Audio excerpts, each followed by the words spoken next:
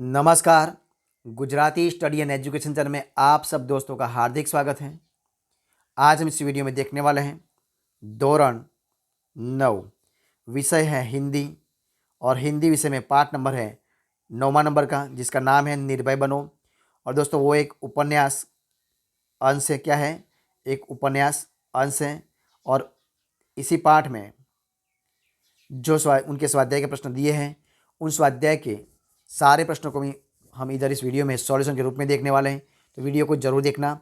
Start करते video की। देखिए सवाल नंबर 1 आपके सामने है। क्या है? देखिए, निम्नलिखित प्रश्नों के उत्तर 5-6 वाक्य में लिखिए। इनमें पहला है, प्रियोदा को सभी लोग क्यों प्यार करते हैं? तो देखिए उनमें उनका आंसर है, प्रियोदा स्वभावी लड़का था। प्रत्येक रविवार को वह सन्यासी आश्रम के लिए मुड़िया वसूलने निकलता है। स्कूल का कोई छात्र या शिक्षक बीमार हो जाए तो प्रियोदा अपने साथियों के साथ उसकी देखभाल के लिए पहुंच जाता है। वह ठीक हो वह ठीक हो जाए तब तक सेवा करेंगे। अपने साथियों के साथ अच्छा व्यवहार करता है। वह उनके गुणों को विकसित करता है और निर्भय बनाता है। किसी के बारे में अपशब्द बोलना उसे पसंद नहीं है। इस प्रकार प्रियोदा की सेवा भावना तथा स्वभाव के कारण उसे सब प्यार करते हैं। दूसरा सवाल, प्रियोदा के दल के 3 सदस्यों के नाम और उनकी विशेषताएं बताइए। तो देखिए, प्रियोदा के दल के 3 सदस्य मनमोहन, सूर्यनारायण और अब्राहिम मनमोहन हैं। मनमोहन तेज लड़का है। उसका गला बहुत मीठा है। उसे गाने का शौक है। उसके गाने की सभी प्रशंसा करते हैं। वह हर रोज़ 100 दंड बैठक करता है। 100 दंड बैठक करता है। वह डाल के सदस्यों को तैरना सिखाता है। इब्राहिम को अपशब्द साला बोलने आदत है। सरकारी अफसरों को साला बोलने में उसे कोई बुराई नहीं लगती। वह दलीलबाजी करता है।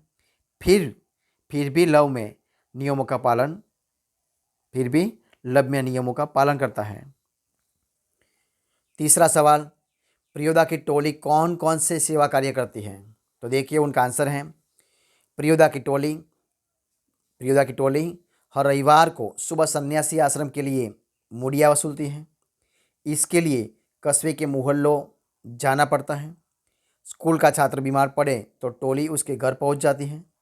जब पूरी तरह से स्वस्थ हो जाने तक उसकी सेवा करती है। हैजा जैसी बीमारी में यह टोली लोगों के लिए वरदान बन जाती है। इस प्रकार प्रियोदा की टोली कई तरह के सेवा कार्य करती है। अब देखिए सवाल नंबर 4, मनमोहन को तैरना सिखाने की जिम्मेदारी किसे सौंपी गई? तो देखिए, मनमोहन को तैरना सिखाने की जिम्मेदारी दल के सदस्य सूर्यनारायण को सौंपी गई। सूर्यनारायण रोज 100 दंडु बैठक करता है। वह मजबूत था। दल के सदस्यों को वही तैरना सिखाता था। सूर्यनारायण ने कहा कि एक दिन उठाकर पानी में फेंक दूंगा तो खुद तैरने लगेगा। 5वां देखिए, इब्राहिम ने किस बात के लिए माफ़ी मांगी? तो उनका आंसर आपके सामने है, प्रियोदा दल का नियम था कि कोई भी सदस्य अपशब्द या गाली नहीं बोलेगा।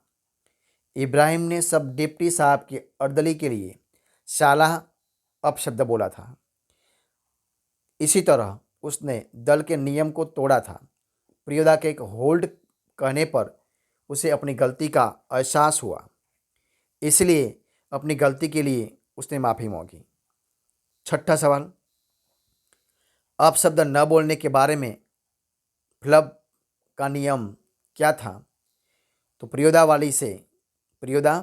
वाली के शिष्टाचार को महत्व देता था। उसका नियम था कि कोई भी सदस्य अपशब्द या गाली नहीं बोलेगा। अपशब्द या गाली देने पर होल्ट बोलकर चेतावनी दी जाती थी। 10 से अधिक बार अपशब्द या गाली निकले तो फ्लब से उसे दूर किया जाता था। इस प्रकार कठोर नियम थे। अब देखिए सवाल नंबर 2, निम्नलिखित प्रश्नों के उत्तर एक एक वाक्य में लिखिए। इनमें पहला है, प्रियोदा दल के सदस्य शनिवार को कहाँ एकत्र होते थे? तो देखिए उनका आंसर है, प्रियोदा दल के सदस्य शनिवार की शाम को परमान नदी के उस पार बालूचार पर एकत्र होते थे। दूसरा है, स्कूल की छुट्टी के बाद सभी सदस्य मिलने पर क्या करते हैं? तो देखिए, स्कूल की छुट्टी के बाद सभी सदस्य मिलने पर रविवार का प्रोग्राम तय करते हैं। तीसरा है, मनमोहन ने प्रियोदा के पहले प्रश्न के उत्तर में किस भारतीय महापुरुष का नाम लिया था? तो देखिए, मनमोहन ने प्रियोदा के पहले प्रश्न के उत्तर में महात्मा गांधी का नाम लिया था। चौथा है, पक्षी को गोली किसने मारी थी? तो पक्षी को गोली सब डिप्टी साहब ने मारी थी। पांचवा सवाल, प्रियोदा के मुंह से होल्ड शब्द क्यों निकला? तो साला शब्द बोलने पर इब्राहिम को उसकी गलती का एहसास कराने के लिए प्रियोदा के मुंह से होल्ड शब्द निकला। छठा सवाल, सड़क के दोनों ओर कौन से वृक्ष थे? सड़क के दोनों ओर पीपल के बड़े महाकाय वृक्ष थे। सवाल नंबर तीसरा, निम्नलिखित प्रश्न के उत्तर 2-3 वाक्य में लिखिए। इनमें पहला है, कस्बे के अधिकांश लोग प्रियोदा और साथियों को क्यों पहचानते थे? तो प्रियोदा की टोली रविवार को सन्यासी आश्रम के लिए बुठिया भोग कर लाते थे। स्कूल के किसी छात्र या शिक्षक बीमार पड़े तो सेवा करते थे। उनके इसी सेवा भाव के कारण कस्बे के अधिकांश लोग प्रियोदा और साथियों को पहचानते थे। दूसरा देखिए, प्रियोदा की टोली शनिवार को स्कूल में छूटने के बाद क्या करती थी? तो देखिए, शनिवार को छूटने के बाद प्रियोदा की टोली बालूचर पर जमा होती है। खेल कूद गाने बजाने के बाद रविवार की सेवा का कार्यक्रम तय करते थे। तीसरा, मनमोहन को तैरना सिखाने के बारे में सूर्यनारायण ने क्या कहा? तो मनमोहन को तैरना सिखाने की जिम्मेदारी सूर्यनारायण को सौंपी गई थी। इस बार में उसने कहा कि एक दिन उसे उठाकर पानी में फेंक दूंगा तो खुद तैरने लगेगा। चौथा देखिए, पुल के पास गाड़ीवान क्या कर रहा था? तो प्रियोदा के दल के साथी घर लौट रहे थे।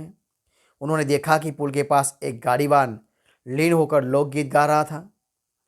पांचवा सवाल, मनमोहन का भय दूर करने के लिए प्रियोदा ने क्या किया? तो प्रियोदा उसे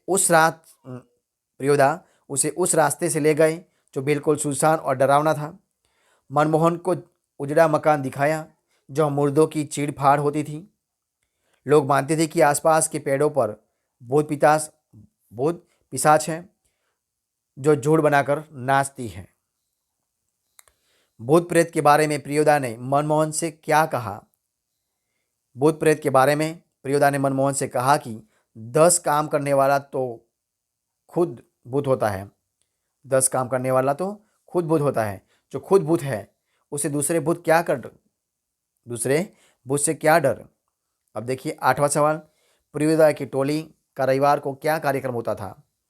तो रविवार को प्रियोदा की टोली पहले से निर्धारित मोहल्ले में मुठिया वसूलने जाती थी। इस तरह टोली के कुछ लोग बीमार व्यक्ति की सेवा करने जाते थे। अब देखिए सवाल नंबर 4, निम्नलिखित वाक्यों का आशय स्पष्ट कीजिए। इनमें पहला है, प्रियोदा और साथी बहुत देर तक बातें करते रहे। धीरे धीरे शाम होने आई। सूर्य पश्चिम दिशा में डूबने की तैयारी करने लगा। ये हुआ।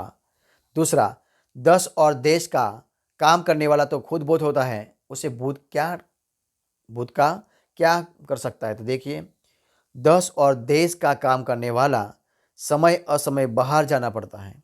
वह कहीं भी चल पड़ता है। वह किसी भी रास्ते से जाने से डरता नहीं। इस तरह वह खुद भी भूत बन जाता है। तुमको भी 10 और देश का काम करने के लिए इसी तरह भूत बनना है। इसलिए तुम्हें निर्भय बनना चाहिए। तीसरा, राम रहीम न खुदा करो भाई, दिल को सच्चा रखना जी। तो देखिए, राम रहीम दोनों एक ही ईश्वर के 2 अलग अलग नाम हैं। दोनों को अलग समझना भूल है। मन की पवित्रता जरूरी है। मन पवित्र हो तो राम रहीम का भेद अपने आप मिट जाएगा। नंबर 4, बोला गरीब दिन पहिया हर भोला।